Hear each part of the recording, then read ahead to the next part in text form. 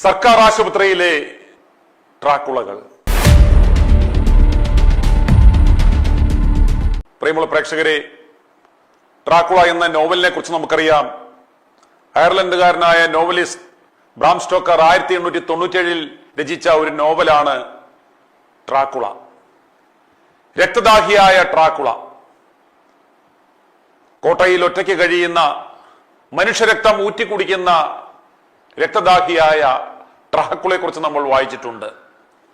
അതുപോലെ കേരളത്തിലെ സർക്കാർ ആശുപത്രികളിൽ സാധാരണക്കാരന്റെ, പാവപ്പെട്ട രോഗികളുടെ രക്തം ഊറ്റിക്കുടിക്കുന്ന ചില ട്രാക്കുളകളെ കുറിച്ചുള്ള വിശദമായ വാർത്തയാണെന്ന് i2i ന്യൂസ് പുറത്തുവിടുന്നത്.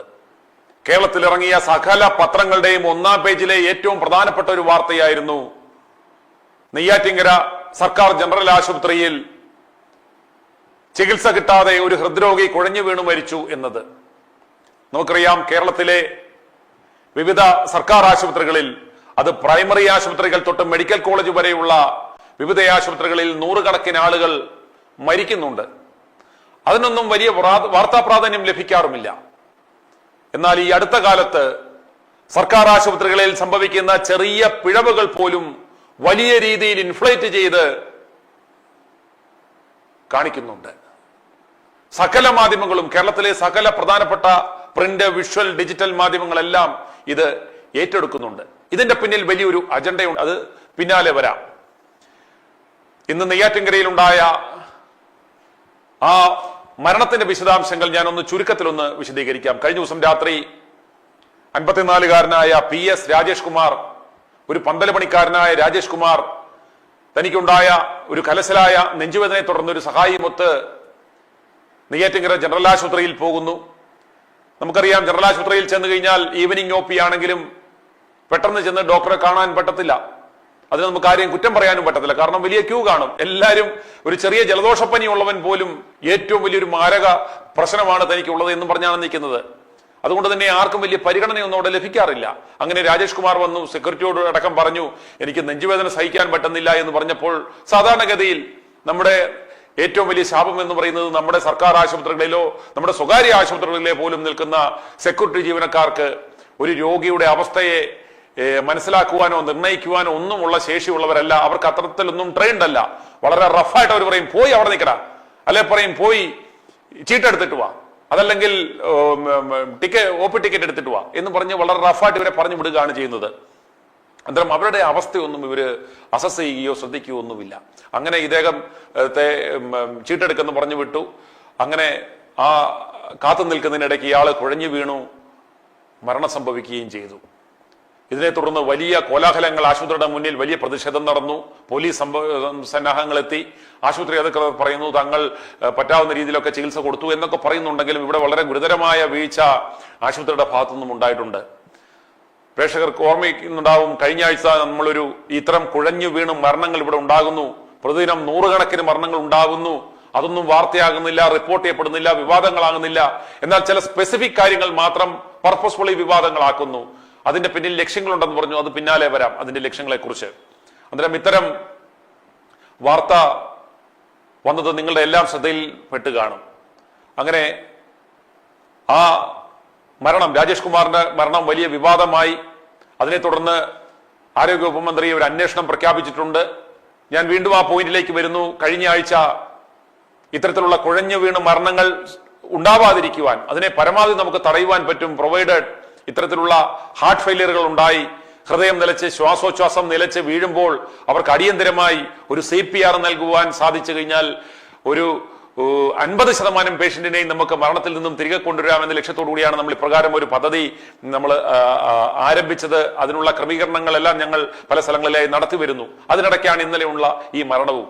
ഓർക്കുക, ഒരു സർക്കാർ ആശുപത്രിയിൽ പോലും ഇപ്രകാരം ഒരു ആൾ ചികിത്സ തേടി അവിടെ എത്തി, ആശുപത്രിയിലെത്തി, ഡോക്ടർ അടുത്തിരിപ്പുണ്ട്, അതല്ലെങ്കിൽ നഴ്സിംഗ് സ്റ്റാഫും മറ്റെല്ലാ പാരാമെഡിക്കൽ സ്റ്റാഫും എല്ലാം ഉണ്ട്. പക്ഷേ അവരുടെ ഇടയിൽ തന്നെയാണ് ഒരു രോഗി വന്ന് കുഴഞ്ഞു വീണ് ചികിത്സ കിട്ടാതെ മരിക്കുന്നത് എന്ന് പറയുമ്പോൾ തന്നെ എത്ര ഒരു നെഗ്ലിജൻസ് ആണ് നമ്മുടെ ആരോഗ്യവകുപ്പിൽ തന്നെ ഉള്ളത് എന്ന് നമുക്ക് മനസ്സിലാക്കുവാൻ സാധിക്കും. ഇത് അറിവില്ലായ്മ എന്ന് പറയണോ, അതോ നെഗ്ലിജൻസ് എന്ന് പറയണോ, അതോ എന്താണ് ഇതിന് അലംഭാവം എന്ന് പറയണോ, ഇത് എന്ത് പേര് ചൊല്ലി വിളിക്കണമെന്ന് നിങ്ങൾ തന്നെ തീരുമാനിക്കുക. എന്തായാലും ഒരു വിലപ്പെട്ട ജീവൻ, 54-കാരനായ രാജേഷ് കുമാറിന്റെ ജീവൻ നഷ്ടപ്പെട്ടു. ഇനിയുമാണ് ഞാൻ യഥാർത്ഥ കാര്യത്തിലേക്ക് വരുന്നത്. ഇപ്രകാരം ഒരു മരണം, കുഴഞ്ഞു വീണ മരണം നമ്മുടെ ആശുപത്രിയിൽ ഇത് ആദ്യമായിട്ടല്ല. ഇന്നലെ തന്നെ ചിലപ്പോൾ 100 കണക്കിന് മരണങ്ങൾ സംഭവിച്ചിട്ടുണ്ടാവും.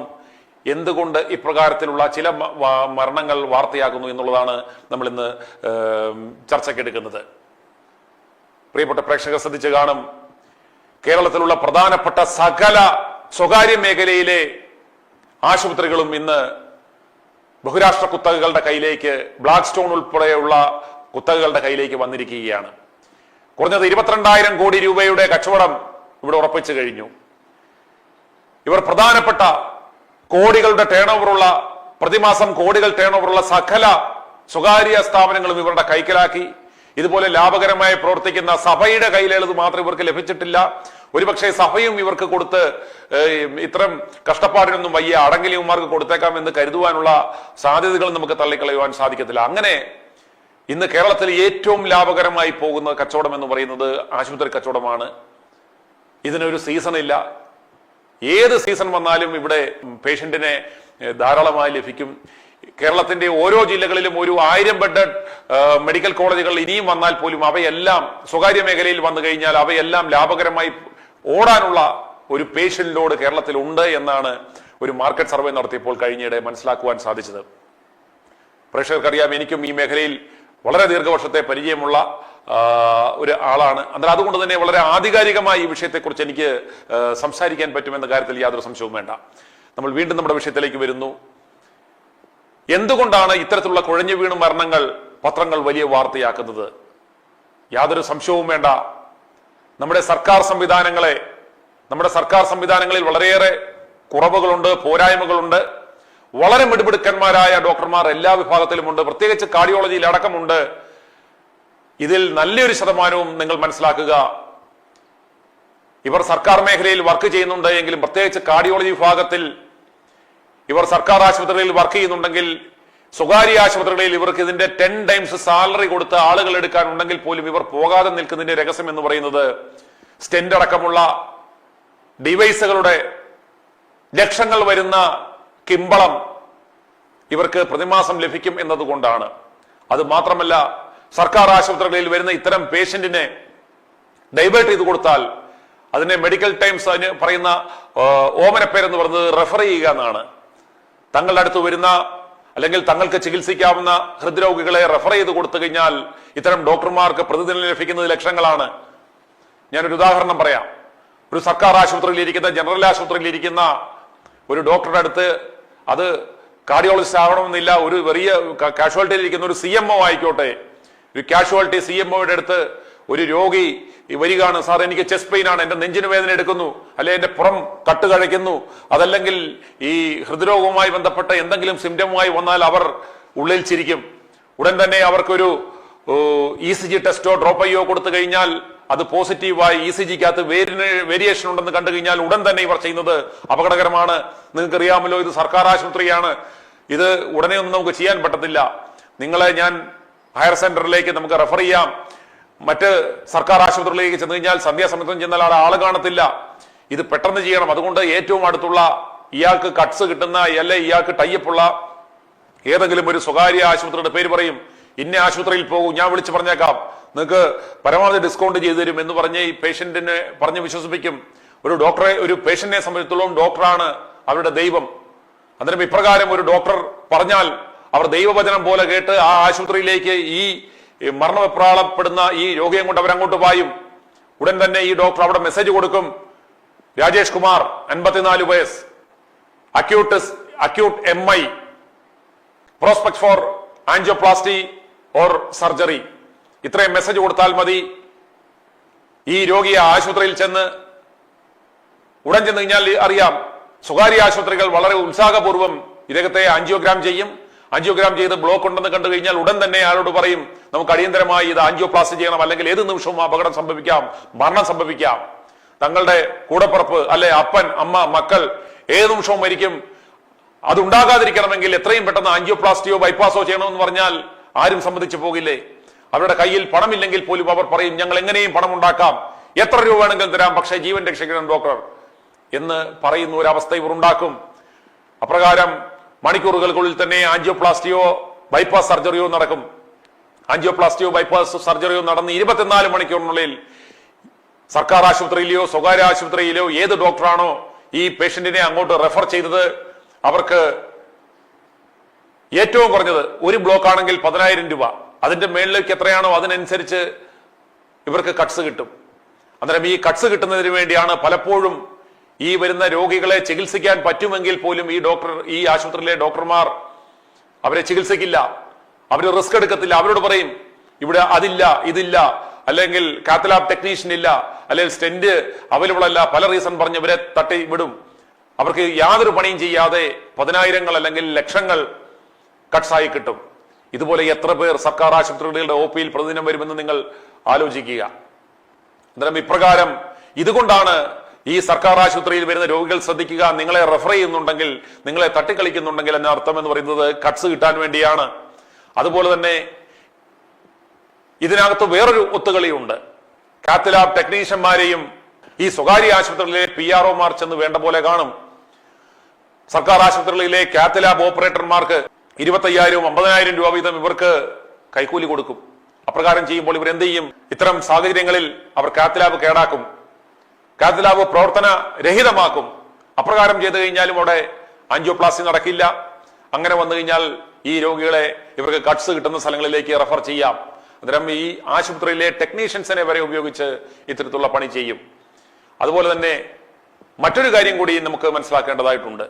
സർക്കാർ ആശുപത്രികളിൽ ഇത്തരത്തിലുള്ള ചെറിയ ചികിത്സാ പിഴവ് പോലും വന്നു കഴിഞ്ഞാൽ അത് ഭയങ്കരമായിട്ട് ബ്ലറപ്പ് ചെയ്യുന്നുണ്ട്. അതിനുള്ള ഉദാഹരണമാണ് ഇന്നലെ നെയ്യാറ്റിൻകരയിൽ ഉണ്ടായ രാജേഷ് കുമാറിന്റെ കുഴഞ്ഞു വീണ് മരണം. ആ കുഴഞ്ഞു വീണ് മരണം ഇന്ന് കേരളത്തിൽ ഇറങ്ങിയ എല്ലാ പ്രധാനപ്പെട്ട പത്രങ്ങളുടെയും 1-ാം പേജ് വാർത്തയായിരുന്നു. അതെന്തുകൊണ്ടാണ് ഈ പത്രങ്ങൾക്ക് ഇത്ര വലിയ ശുഷ്കാന്തി? ഇത് ലക്ഷങ്ങൾ അല്ലെങ്കിൽ കോടികൾ ഈ പത്രങ്ങൾക്ക് നൽകി ചെയ്ത PR ആണെന്ന് നിങ്ങൾ മനസ്സിലാക്കുക. ഇതിന്റെ ഉദ്ദേശം എന്ന് പറയുന്നത് സർക്കാർ ആശുപത്രിയിലെ ഇത്തരം പോരായ്മകൾ, ആശുപത്രിയിൽ ചെന്ന് കഴിഞ്ഞാൽ അവിടെ സംവിധാനമില്ല, ഡോക്ടർമാരില്ല, കാത്തുകെട്ടിക്കിടക്കുമ്പോൾ ഇത്തരത്തിലുള്ള അപകടമരണം ഉണ്ടാവാം എന്നുള്ള ഒരു സന്ദേശം പറയുകയാണ് ഇത്തരം വാർത്തകളിലൂടെ. ഇപ്രകാരം വാർത്ത നൽകി ജനങ്ങളുടെ ഇടയിൽ ഒരു ഭീതി ഉണ്ടാക്കുന്നു. സർക്കാർ സംവിധാനങ്ങളെ കുറിച്ച്, സർക്കാർ മെഡിക്കൽ കോളേജുകളെ കുറിച്ച്, സർക്കാർ ജനറൽ ആശുപത്രികളെ കുറിച്ച് ഒരു അവമതിപ്പ് ജനങ്ങളുടെ മനസ്സിലുണ്ടാക്കുന്നു. അപ്രകാരം സംഭവിച്ചു കഴിഞ്ഞാൽ, ഇപ്രകാരം ഒരു പ്രശ്നം വരുമ്പോൾ അവർ എത്രയും വേഗം അടുത്തുള്ള സ്വകാര്യ ആശുപത്രി, കാത്തലാബുള്ള കാർഡിയോളജി വിഭാഗമുള്ള ഒരു സ്വകാര്യ ആശുപത്രിയിലേക്ക് അവർ ഓടും. ഇത് ലക്ഷ്യം വെച്ചാണ് വളരെ സുസജ്ജമായ ഈ PR സംവിധാനങ്ങൾ ചെയ്യുന്നത്. ഇപ്രകാരം ചെയ്യുന്നത് നിസ്സാര സംഭവങ്ങളല്ല, പ്രതിദിനം കോടികളാണ്.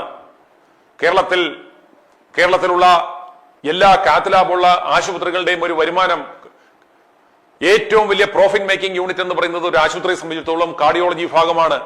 ഇന്റർവെൻഷണൽ കാർഡിയോളജിയും മെഡിക്കൽ കാർഡിയോളജിയും അതുപോലെ കാർഡിയോ തൊറാസിക് സർജറിയും പീഡിയാട്രിക് കാർഡിയോളജിയും ഒക്കെയുള്ള വിഭാഗങ്ങളിൽ നിന്നാണ് ഏറ്റവും കൂടുതൽ വരുമാനം ആശുപത്രികൾക്ക് ലഭിക്കുന്നത്. ഏറ്റവും ലാഭകരവും അതാണ്. അതുകൊണ്ട് തന്നെ കോടികളാണ് ഇത്തരം ആവശ്യങ്ങൾക്ക് വേണ്ടി ഇവർ ചെയ്യുന്നത്. അന്നേരം ഇത്തരത്തിലുള്ള സ്റ്റെന്റ് കമ്പനികളും കാത്തലാബ് കമ്പനികളും ഡിവൈസ് കമ്പനികളും കോടികളാണ് ഇതിന്റെ പ്രൊമോഷന് വേണ്ടിയും ഇതിന്റെ ഇൻസെന്റീവായിട്ടും ഈ സ്വകാര്യ ആശുപത്രികൾക്ക് കൊടുക്കുന്നത്.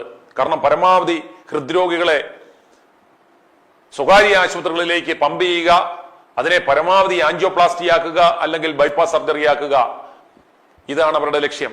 അന്നേരം ഇതിനു വേണ്ടി നമ്മൾ ഇപ്പോൾ കാണുന്ന, ഇന്ന് കേരളത്തിലെ മാധ്യമങ്ങളിൽ വന്ന ഈ രാജേഷ് കുമാറിന്റെ വാർത്ത, അത് രാജേഷ് കുമാറിനോടുള്ള സ്നേഹം കൊണ്ടല്ല, മറിച്ച് സർക്കാർ സംവിധാനങ്ങളുടെ പോരായ്മകൾ ജനങ്ങളുടെ മനസ്സിൽ ഇടുക, ഭീതി ഉണവാക്കുക, അതുവഴി സ്വകാര്യ ആശുപത്രികളിലേക്ക് പരമാവധി ഹൃദ്രോഗികളെ എത്തിക്കുക എന്ന ലക്ഷ്യത്തോടു കൂടിയാണ് ഇത് ചെയ്തേക്കുന്നുള്ള യാഥാർത്ഥ്യം നിങ്ങൾ മനസ്സിലാക്കണം.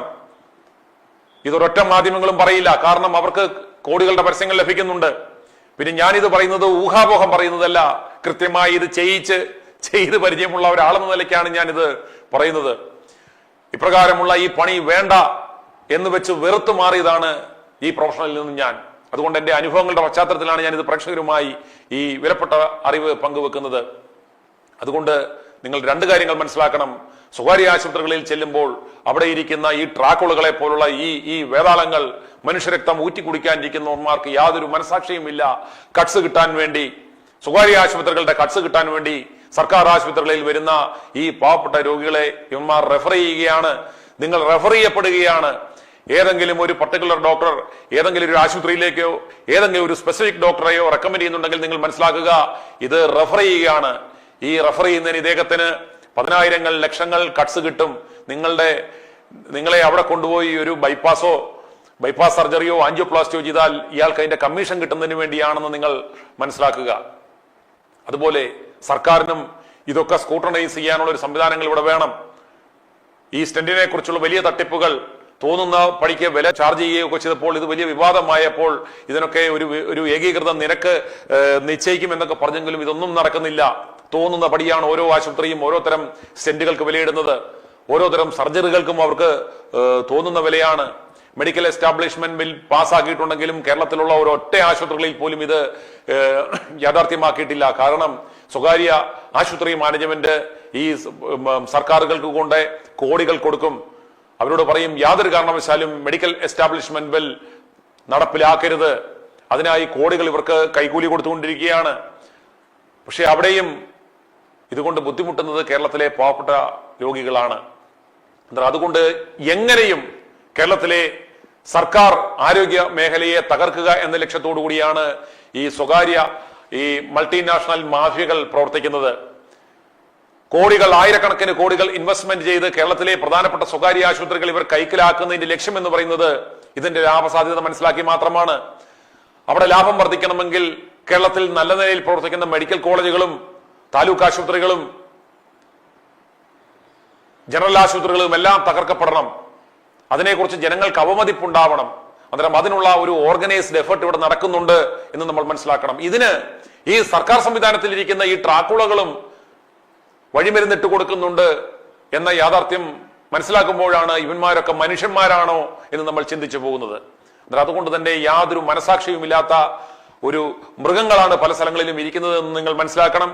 അതുപോലെ തന്നെ നിങ്ങൾ ഒരു കാര്യം മനസ്സിലാക്കണം, സർക്കാർ സംവിധാനങ്ങളിൽ ഇരിക്കുന്ന ഡോക്ടർമാർ നല്ല ശതമാനം പേരും സർക്കാർ മെഡിക്കൽ കോളേജുകളിൽ തന്നെ ധാരാളം രോഗികളെ കണ്ട് ധാരാളം കേസുകൾ കണ്ട് ഇഷ്ടം പോലെ കേസുകൾ ചെയ്ത് എക്സ്പീരിയൻസ് ആയിട്ടുള്ള ആളുകളാണ് നമ്മുടെ സർക്കാർ സംവിധാനങ്ങളിൽ ഇരിക്കുന്നത്.